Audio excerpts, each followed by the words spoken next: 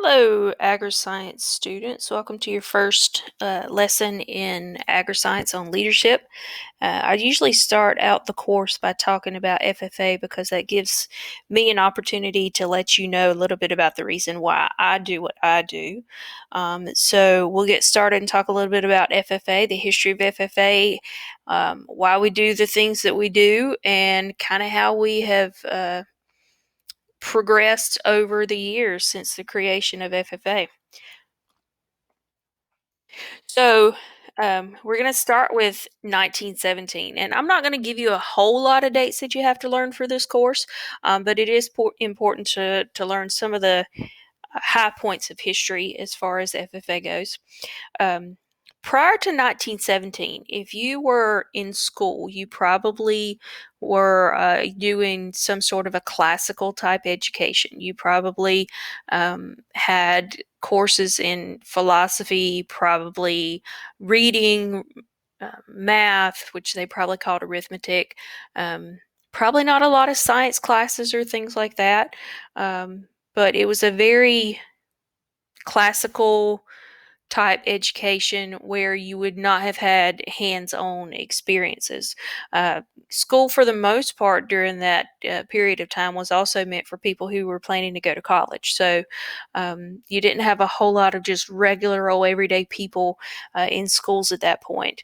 In 1917, the Smith-Hughes Act was passed, and that particular act was passed in order to create these types of classes that you're in now. Um, it helped to provide funding for agriculture. It helped to provide funding for other hands-on type of what we call now CTE classes.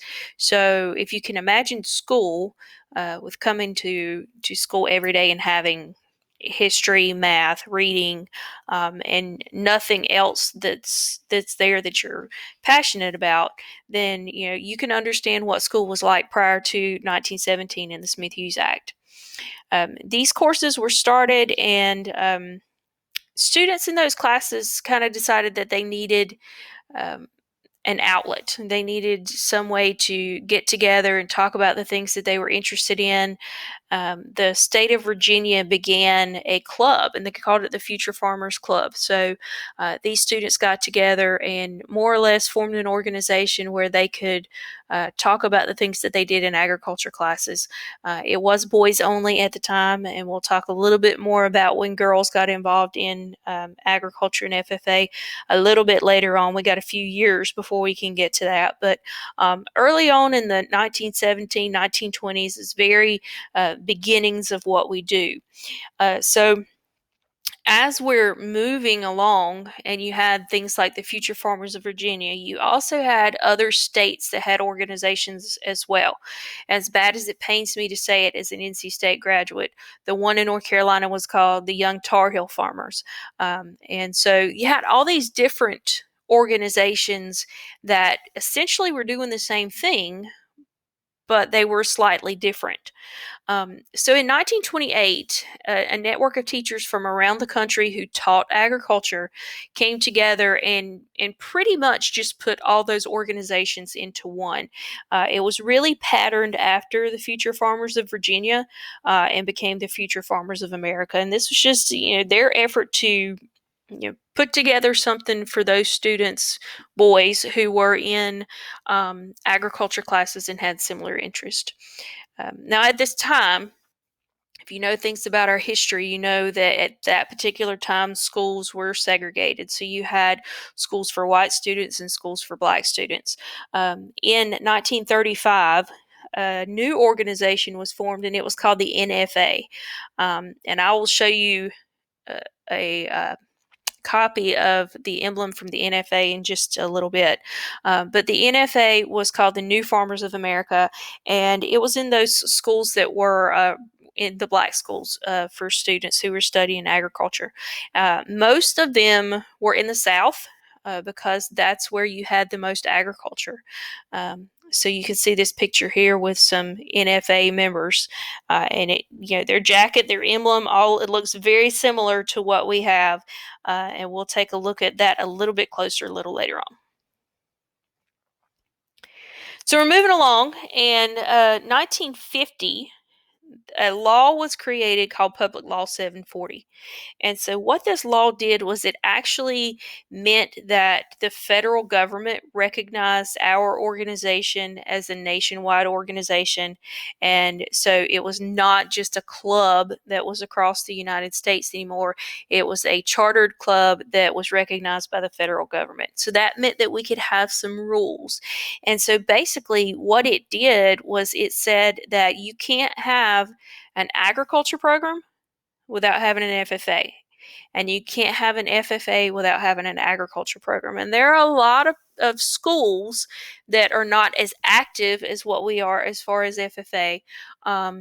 But yeah, they still have the chapters, or at least they should. So you can't have one without the other. If you're going to have an FFA chapter, you have to have an agriculture program. So in the 1950s, the way that I think about things in the 1950s is every time I think about that particular period in history, I think about TV shows like um, Leave It to Beaver and the Andy Griffith Show and those black and white TV shows. And everybody in those shows kind of had this little perfect cookie cutter life. You had mom, dad, two boys, a girl, and everything was perfect.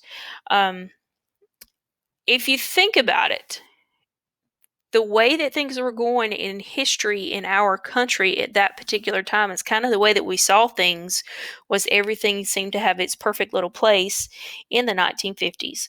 But if you know anything about the 1960s, things changed a lot in the 1960s. You had civil rights, you had women's rights, you had people who were protesting going to Vietnam. And so everything that was kind of the perfect little cookie cutter world in the 1950s got turned on its head in the 1960s, and everything started to be shook up.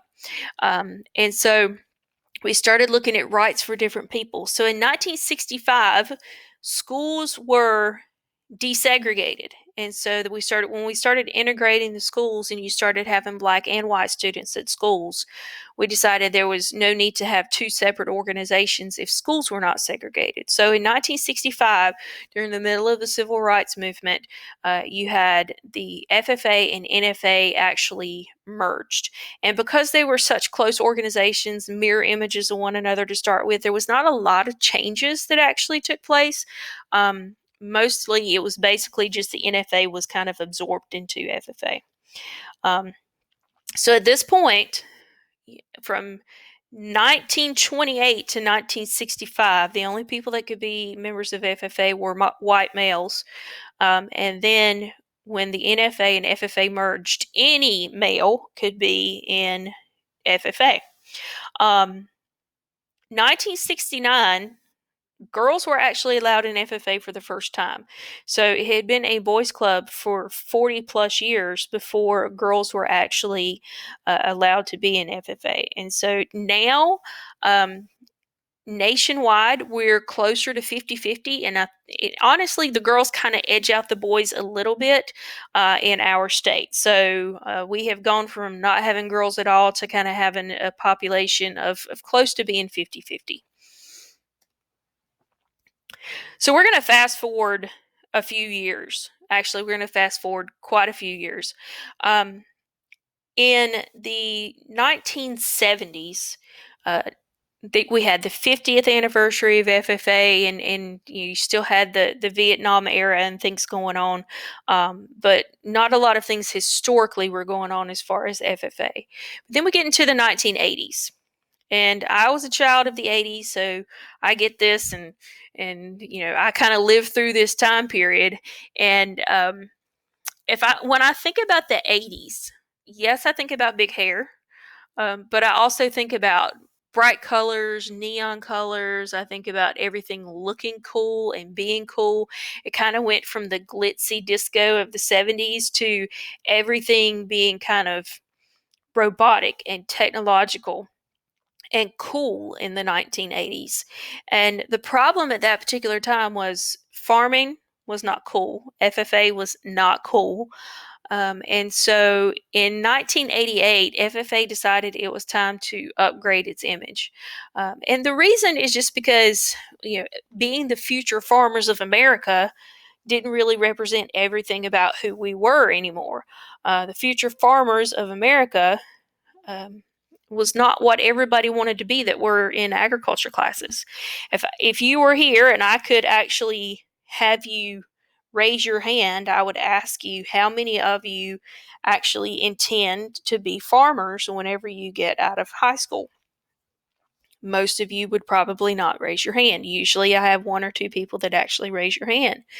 But then I'll ask the second question, and I'll say, well, how many of you want to do something related to agriculture? Whether it be for a career, or maybe you just want to have animals, or you want to have a garden, and then hands start going up all over the place. And that's the reason why the name was changed. So it went from Future Farmers of America to simply the National FFA organization. And really that's just to reflect the changes in agriculture, in that everybody that goes into the agriculture industry is not necessarily looking to go out on a farm. Um, the FFA felt like that helped to update their image and make them a little bit cooler. They changed a little bit about the FFA creed, from I believe in the future of farming to I believe in the future of agriculture. They changed the emblem to say agricultural education versus vocational agriculture. And they also changed the magazine, which you will get a copy of the magazine with your FFA membership. So that was where the big change was in the 1980s. Now, my first FFA convention, and you can see a picture of the FFA convention at the bottom of this slide. My first FFA convention was in the mid 90s, and we were in Kansas City, Missouri. So the very first FFA convention was in Kansas City, Missouri, and they held it in Kansas City for 70 years. But then we outgrew the city. And so after we outgrew the city, we had to go somewhere that was bigger. We had people that were driving in every day from a couple hours away because there just weren't enough hotel rooms in Kansas City to host such a large convention. So in 1999, so it stayed in Kansas City, Missouri from 1928 to 1998. So you're looking at 70 years there. Um, it moved to Louisville, Kentucky. Louisville stayed there for a few years, then it moved to Indianapolis, and then they kind of went back and forth. It is now in Indianapolis for good. And so, if you ever have an opportunity to go to the National FFA Convention, it is in downtown Indianapolis. The convention sessions, this convention session in this picture, is held in the arena where the Pacers play basketball. And there's also part of the convention that is held in Lucas Oil Stadium, which is where the Colts play. So, lots and lots of students descend on Indianapolis during that national convention time. During the making of FFA, there was a lot of things that had to be created. And one of the things that was created was a mission. So whenever we think about any organization, it should have a mission. It should have a reason for being and a reason for doing what it does. And so the FFA's mission statement is FFA makes a positive difference in the lives of students by developing their potential for three things. And one of those things is premier leadership. Hopefully, you will get something out of this course and through FFA membership that will help you to be a better leader. It's going to help you to hopefully learn to do public speaking and keep records and do those things that a leader is going to be able to do. Personal growth, figuring out who you are, what makes you tick, what makes you who you are, and then career success. My job is to help you figure out what you want to do with your life. When I came into agriculture, I didn't want to be an agriculture teacher. Before I got into ag classes, I thought I wanted to be a lawyer. And then whenever I got into ag, I thought, okay, well, I've got to do something ag related. I'll be a vet. And it took me a long time to figure out exactly where home was for me, and that was agricultural education. So, hopefully, this mission statement will help to serve you throughout your membership in FFA. We will talk more about SAE in the next unit, but SAE is going to be a big part of what you do as an FFA member or as an agriculture student. Remember that Public Law 740 that I talked about that established the federal charter? It also helped to establish three parts to an agriculture program. One of them is this: what we do in the classroom, what you're listening to, the notes that you copy, the assignments that you do. That's part of the classroom and laboratory part. The second part is FFA. Obviously, that's what we've been talking about. The third part is SAE, or Supervised Agricultural Experience. And Supervised Agricultural Experience is essentially a project that you're interested in that is agriculture related. It gives you some hands on experience and gives you some work experience in any area of agriculture that you're interested in. With you being in agriscience, you can do animal related stuff, plant related stuff, agricultural engineering related stuff. The possibilities, as long as they're related to agriculture, are endless. And so supervised agricultural experience will be something we talk about a little bit more later, but it will be a big project for you this semester, whether you are on campus or at home. And we'll talk about the different opportunities that you'll have at either one of those places.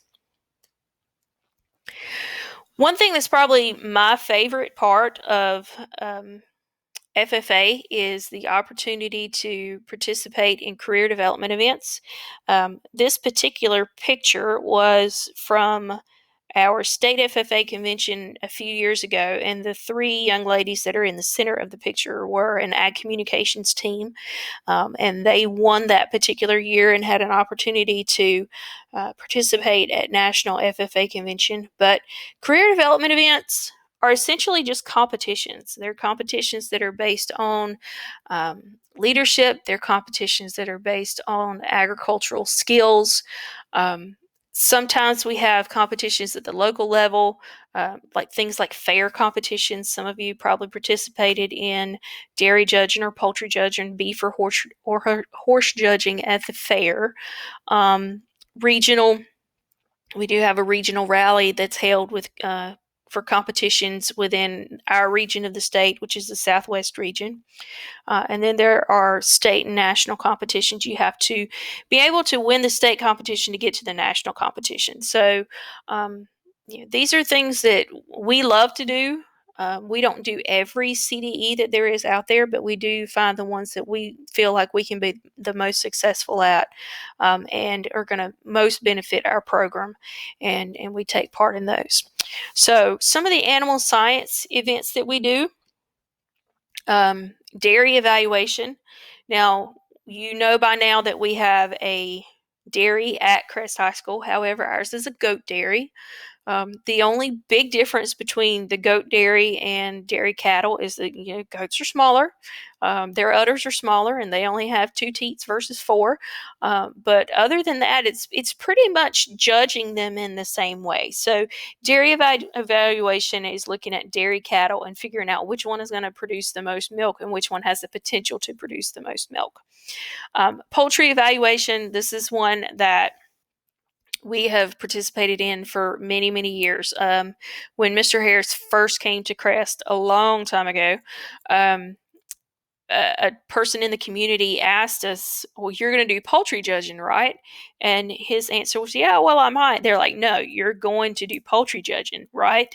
So then we figured out that we had to do poultry judging. We've had some success with that competition. I've got a few pictures from some poultry judging a little bit later on that will let you do a little bit of evaluation on your own. But this is one of our big ones. We did win the poultry evaluation competition last year, but unfortunately, national competition has been delayed because of COVID. So hopefully those students will get to participate at next year's National FFA Convention. Livestock judging is learning to evaluate animals for meat purposes, beef, cattle, sheep, swine, and goats. This is a competition that's held at the NC State Fairgrounds, and it's a long day, but it's a fun day. And you're looking at animals that are going to produce the most meat in those particular competitions. And then horse judging. We did do horse judging for the first time this year. The only reason that we did is because it was a completely online contest. At this point, we don't have the resources to be able to train students for doing horse judging, but it's not something that we would absolutely not do. It's just something that we have not done in the past.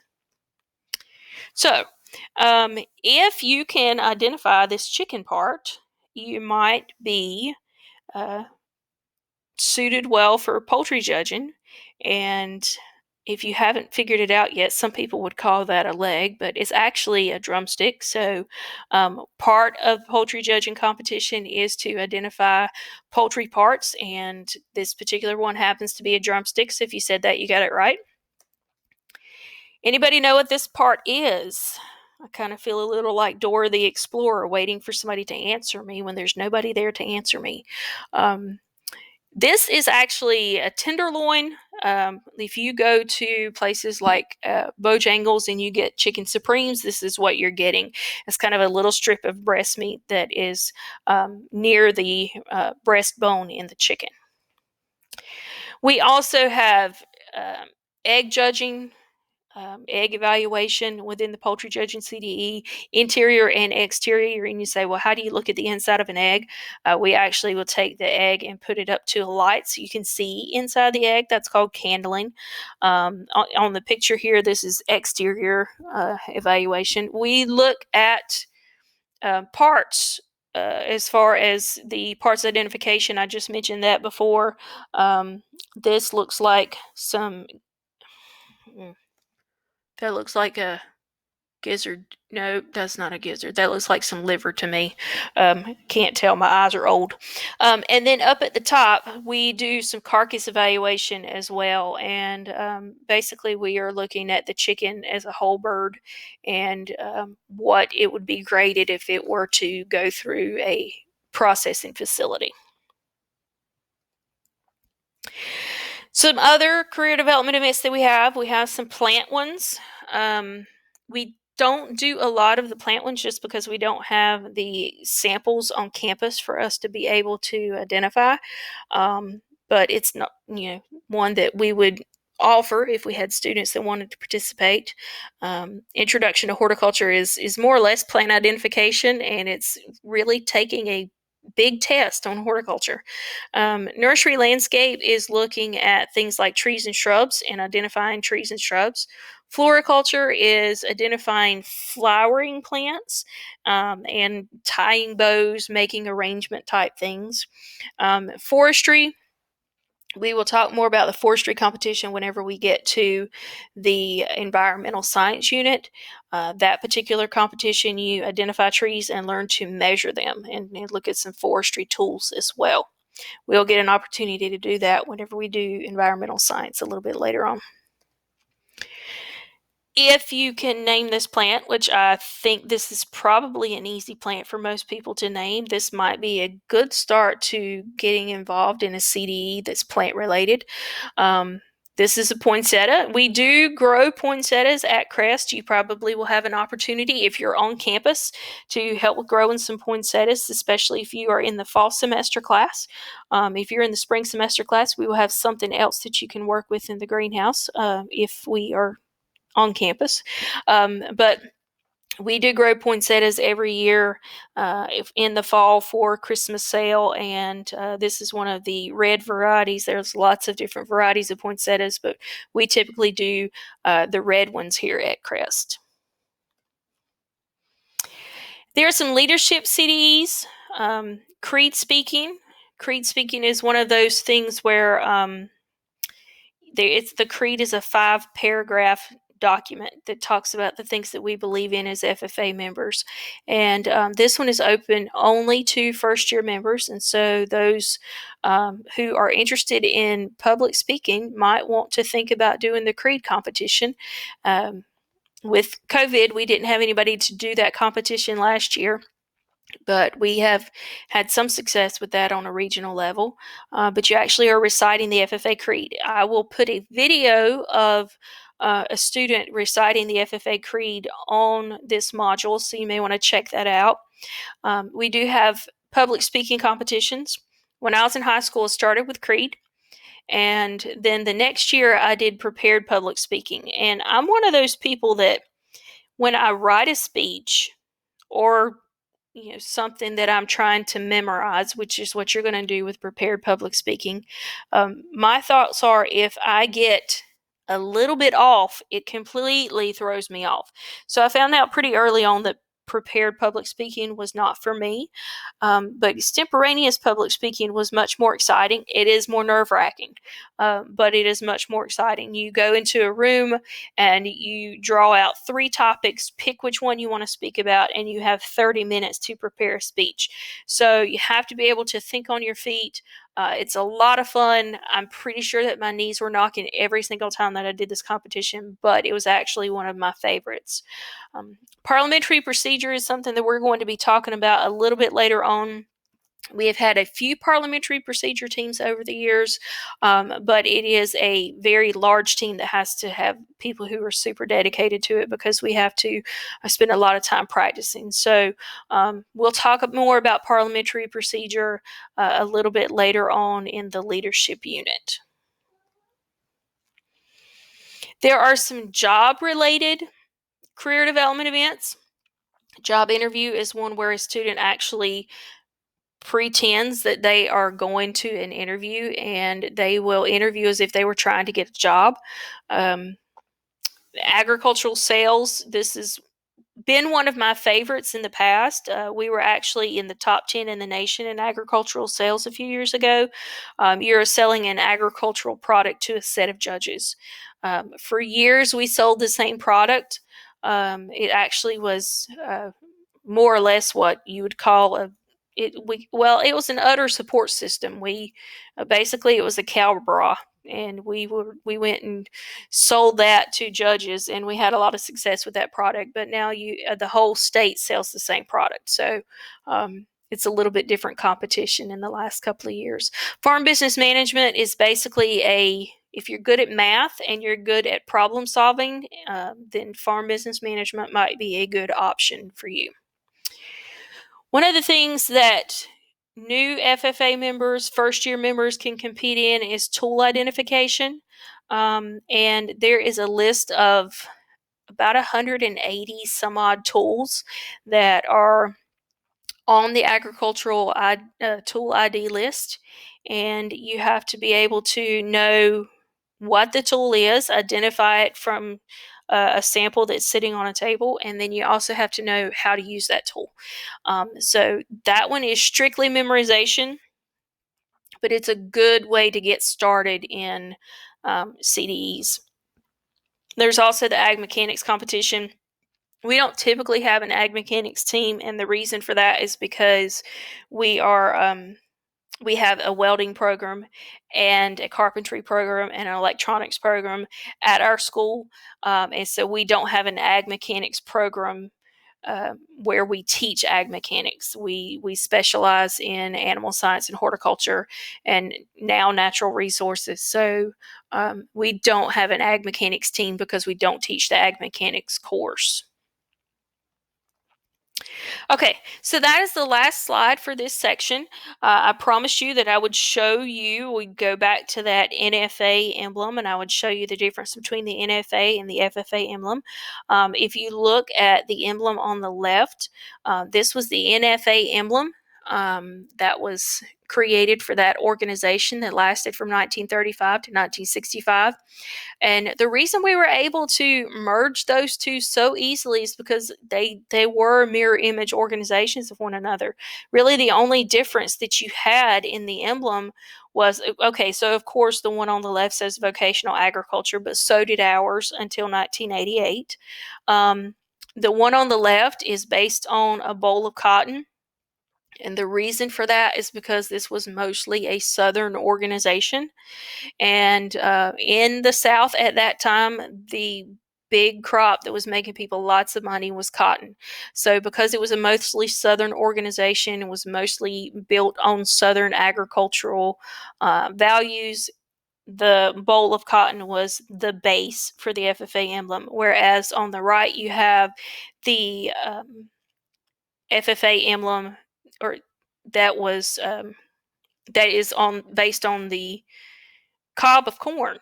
So if you look at the FFA emblem, you can see the kernels of corn around the edges, and the reason for that is just because corn is grown in all 50 states and it is a staple of American agriculture. So we will talk a little bit more about the emblem coming up in some other lessons. And so that's one of the reasons why that's on the end of this video. But if you have any questions, make sure that you join me for office hours, and I will make sure to answer any of those questions that you have. You're also free to email me at any point, and I will get back in touch with you. So we will be talking a little bit more about leadership the next time, and I hope to see you soon.